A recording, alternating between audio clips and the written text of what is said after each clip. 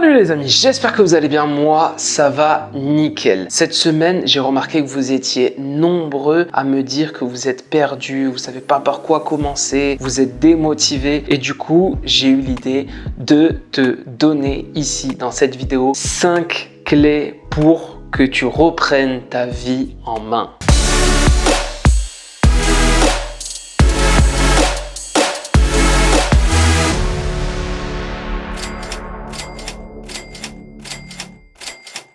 Mon ami, si c'est la première fois pour toi sur cette chaîne, sache que je m'appelle Yasser et ici on parle essentiellement de business en ligne, mindset et tout ce qu'il faut pour gagner de l'argent sur internet. N'hésite pas à t'abonner si c'est pas déjà fait et si la vidéo t'a plu, à la fin tu me laisses un petit pouce, ça me fera plaisir. On a tous déjà eu des petits coups de mou, des périodes négatives et le plus souvent on a tendance à chercher des coupables. Mais la réalité c'est que ton état peut littéralement se bonifier si tu travailles sur ces 5 clés. La première de ces 5 clés, c'est le conditionnement. Il faut savoir une chose, le cerveau se concentre beaucoup plus sur le négatif que sur le positif. Et ton cerveau est manipulable. Mon cerveau aussi. Tous nos cerveaux sont manipulables. Alors l'intérêt, c'est de le conditionner dès le début. Donc le matin au réveil, fais en sorte de te mettre dans de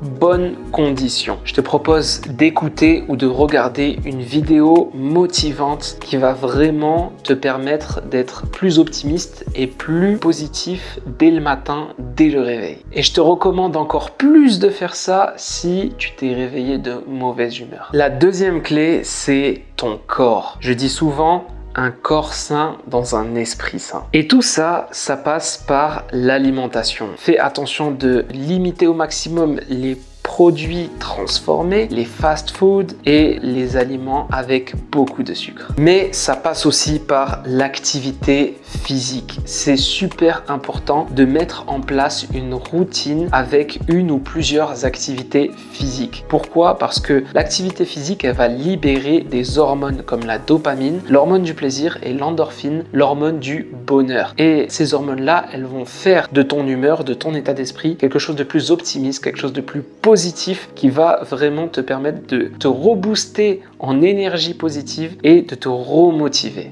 Et en plus, tu seras moins sujet aux maladies puisque tu seras en très bonne santé. Pour le sport, je te conseille fortement de le faire le matin. Déjà, quand tu te réveilles et que tu sors, ça stimule tous tes sens et ça permet à ton corps de se réveiller tout doucement juste avant ta séance. Et après ta séance, on est toujours tôt le matin et tu es à ton pic de forme et tu as encore devant toi toute la journée. À l'inverse, celui qui s'est couché tard parce qu'il a scrollé sur les réseaux jusqu'à 2h du matin et qui se réveille le lendemain grasse matinée à 11h, son pic d'énergie, il va arriver que vers 14h30 et une grande partie de la journée sera déjà passée. Idem pour la posture. Tu te dois d'avoir une posture bonne. Déjà, pour gagner confiance en toi, le fait d'avoir ses épaules en arrière et de les abaisser un petit peu, tu gagnes en confiance. On n'a jamais vu un leader parler comme ça et tout gargamel, tu vois. Et aussi, ça te permettra de sauvegarder ton dos de douleurs futures. Mais si je te parle de tenir une bonne position, c'est aussi pour favoriser la respiration. C'est super important de bien respirer. On respire 24 heures sur 24. Et la gestion de la respiration est liée pour beaucoup sur la gestion de ton stress. Donc forcément, ta respiration, elle aura un impact sur ta mentalité, puisque ta respiration, elle va t'aider à gérer ton stress. Si tu respires mal, si tu ne sais pas respirer, alors tu vas être sujet au stress et du coup, tu vas être sujet à de mauvaises humeurs beaucoup plus souvent. Donc, je te recommande de respirer avec le ventre, pas avec la cage thoracique. Par contre, libère ta cage thoracique en mettant tes épaules en arrière, en les descendant et là, tu gagnes en confiance, une bonne respiration, moins de stress et les douleurs au dos aussi. Bref, il n'y a que du positif. Force-toi et prends vraiment l'habitude d'avoir une bonne posture. Pour la troisième clé maintenant, on parle souvent de ranger son espace de travail pour être mieux organisé. Mais on ne parle pas assez de ranger son espace personnel, des gens toxiques pour pouvoir mieux avancer dans la vie. C'est très bien de faire le ménage sur ton bureau ou dans ta cuisine ou voilà sur ton plan de travail, dans ta chambre. C'est super, ça va te permettre vraiment de gagner une discipline et d'être mieux organisé. Mais ça doit être la même chose pour les gens qui t'entourent. Les gens malveillants, négatifs qui te tirent vers le bas, tu dois les effacer de ton entourage. Sache que tu pourrais être le meilleur dans ton domaine si tu es entouré de personnes négatives qui te rabaissent, qui te tirent vers le bas, alors c'est comme si tu pédalais dans le vide. À l'inverse, entoure-toi des personnes qui portent tes valeurs et qui te tirent vers le haut. Et ça, c'est vraiment super important. Les gens ont tendance à passer l'éponge sur ça parce que soit c'est un ami, soit c'est quelqu'un de la famille. Mais c'est très important parce que le cerveau a tendance à retenir plus facilement et plus longtemps le négatif que le positif. Donc forcément, si tu es entouré de négatifs, ton cerveau va être dans un mood 100% négatif du réveil au coucher. Ma quatrième clé, c'est quelque chose que moi-même j'ai mis beaucoup de temps à mettre en place. Et c'est bien sûr le passage à l'action. Si tu es comme moi, tu as plein d'idées, vraiment, tu as des idées géniaux, tu penses qu'à innover et tu mets en place des plans dans ta tête sur des mois, mais tu ne passes pas à l'action. Et tout ça, ça n'a aucune valeur tant que tu n'es pas passé à l'action. Si tu penses depuis des mois que tu devrais ouvrir une chaîne YouTube sur tel sujet et que ça plairait à beaucoup de monde et tu as plein d'idées de vidéos et tout ça, ça fait 1 an, 2 ans, 3 ans que tu mets ça dans ta tête, mais que tu as ouvert 0 chaîne YouTube, alors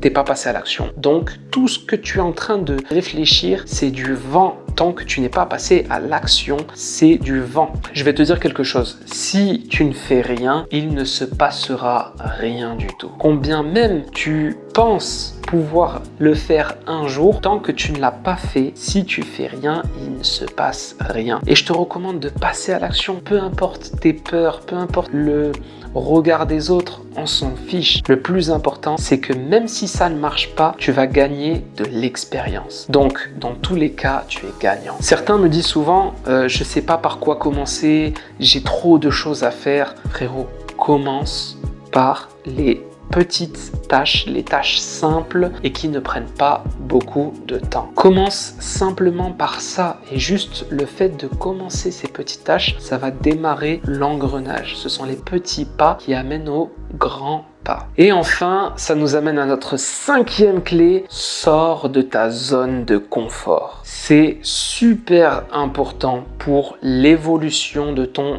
état d'esprit. Tu dois pouvoir sortir de ta zone de confort le plus souvent possible. Ça peut passer par visiter une nouvelle ville, un nouveau pays, ou simplement rencontrer un inconnu, ou manger un plat que tu n'as jamais mangé. Bref, il faut que ce soit une visite à l'inconnu. Regarde, j'ai une question pour toi. C'est quand la dernière fois que tu as fait quelque chose pour la première fois? Par exemple, moi, la semaine dernière, je me suis inscrit à la salle d'escalade pour la première fois et j'ai grimpé sur un mur à 13 mètres de haut pour la première fois. Et ça, c'était quand? C'était la semaine dernière. Et puis sûrement que la semaine prochaine, je ferai de la plongée pour la première fois de ma vie ou du surf pour la première fois de ma vie ou pourquoi pas apprendre les bases du japonais pour la première fois de ma vie. Bref, je sors de ma zone de confort et j'apprends de nouvelles choses, je rencontre de nouvelles personnes. Si à cette question que je t'ai posée, ta réponse remonte à beaucoup trop loin,